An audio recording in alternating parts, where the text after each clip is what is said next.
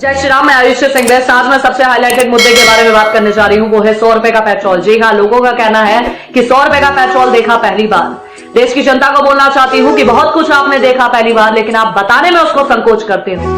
लेकिन अगर आप बताने में संकोच करते हो तो मैं बेड़ा उठाती हूँ इस चीज का और जनता को बताती हूँ कि क्या क्या देखा आपने पहली बार, और देखने की आदत भी डालो। मैं देश की जनता को बोलना चाहती हूँ जिनका कहना है कि पहली बार देखा 100 रुपए का पेट्रोल, तो जनता को बताना चाहती हूँ कि पहली बार आपने देखा होगा चाइना को पीछे भागते हुए। पहली बार देखा 100 रुपए का पेट्रोल, पहली बार देखा होगा पाकिस्तान को घर में घुस के मारते हुए। पहली बार देखा आपने 100 रुपए का पेट्रोल, पहली बार देखा होगा दुनिया को भारत से वैक्सीन मांगते हुए। पहली बार देखा आपने 100 रुपए का पेट्रोल, पहली बार देखा होगा आपने किसानों के खाते में सीधा 6000 रुपए जाते हुए। पहली बार देखा आपने 100 रुपए का पेट्रोल, पहली बार देखा होगा आपने गरीबों को फ्री राशन और पैसे और फ्री का सिलेंडर। पहली बार देखा आपने 100 रुपए का पेट्रोल, भाई साहब पहली बार देखा होगा आपने भारत का डंका विदेश में बजते हुए।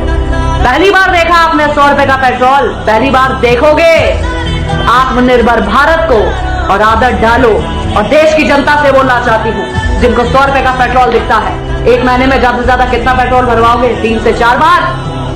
आपके अगर 10 से 20 रुपए भी, अगर महीने में 40 से 50 रुपए भी ज्यादा अगर नहीं खर्च करने का दम रखते हो, तो कैसे उम्मीद करते हो कि देश का जवान आपके लिए और देश के लिए सरहद में बैठकर गोली खाए और किसी का बेटा शहीद हो जाए? जब आपकी सोच इतनी है 50 रुपए को गार्ड मारने की, तो दूसरे के बच्चे की जिंदगी क्यों दांव पे लगवाते हो?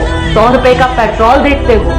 मैं देश की जनता से बोलना चाहती हूँ, अगर आप में तड़ नहीं है एक महीने में देश के लिए या देश की सुरक्षा के लिए 50 रुपए ज्यादा भरने के लिए, तो अपनी गाड़ियों में आग लगा दो। क्योंकि आपकी सोच पर यह है कभी भारत की स्थिति डामाडोल होगी, आप तो कहोगे भाई मुझे 100 रुपए का पेट्रोल नहीं चाहिए, मुझे तो 40-50 में चाहिए।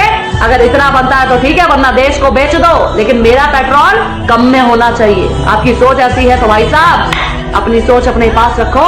100 रुपए का पेट्रोल मंजूर है, लेकिन देश को बिकता देखना मंजूर नहीं है, और देश का स्वाभिमान उठता देखना मंजूर है और देखेंगे। और 100 रुपए का पेट्रोल पहली बार नहीं, इससे पहले भी देखा। अगर उस समय भी आवाज उठा दी होती तो आज देश के हालात, अपने लिए कभी आवाज उठा दी होती तो आज आपका धर्म खतरे में ना होता और देश खतरे में। आपने कभी सोचा कि कोरोना काल में जब देश में महामारी चल रही है, देश का प्रधानमंत्री देश के लिए, देश के लोगों के लिए और सेना को मजबूत करने के लिए, देश को मजबूत करने के लिए राफेल ला रहा है, लेकिन आपको तो 100 रुपए का पेट्रोल दिखता है, राफेल की कीमत किसी को नहीं दिखती। किसी ने नहीं बोला कि महामारी चल रही है, आर्थिक स्थिति डामाडोल है, लेकिन फिर भी राफेल आ रहा है।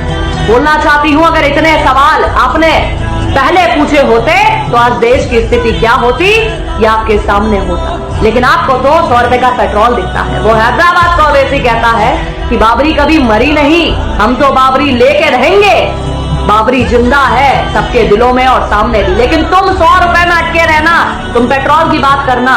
ये जो राम मंदिर भी कोरोना काल में मिला है, इसके ऊपर भी खतरा है, लेकिन तुम्हें क्या फर्क पड़ता? तुम्हें तो 100 रुपए का पेट्रोल के बारे में बात करोगे ना। वो फैक्ट्स पर लड़ते हैं, वो पैसे पे नहीं, वो चीजों पर कि हम जाएं, हमारे बाद भी लोग लड़ते रहे इसके लिए और देखते रहे, इतिहास पढ़ते रहे और देश में कब्जा जमाए। तुम कहते हो 100 रुपए की पेट्रोल की बात करो, टमाटर प्याज की बात करो। इतिहास रहे ना रहे, धर्म रहे ना रहे, देश रहे ना रहे, हमारे बाद कोई सीख पाए ना पाए, दूसरा कब्जा कर ले, हमें इससे मतलब नहीं। लेकिन देश में पहली बार 100 रुपए पेट्रोल को आसमान छूते पहली बार देखा।